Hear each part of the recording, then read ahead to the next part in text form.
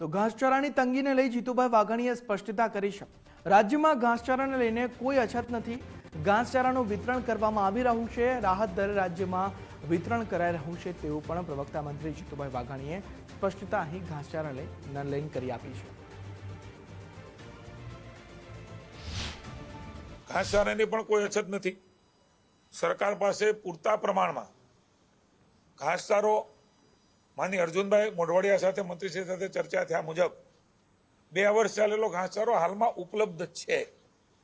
જરૂરિયાત મુજબ કલેક્ટરને નિર્ણય લેવાની સત્તાઓ એ પણ આપી દેવામાં આવી છે। આપણી પણ જે રિઝર્વ પણ ઘાસચારો છે એટલે કોઈ તકલીફ ઘાસચારામાં પણ પડશે નહીં અને કલેક્ટરોને સ્થાનિક જરૂરિયાત મુજબ એ નિર્ણય લેવાની પણ અધિકૃત કરવામાં આવ્યા છે। એટલે પશુપાલકની પણ ચિંતા, પશુની પણ ચિંતા એ રાજ્યની સરકારે કરી છે।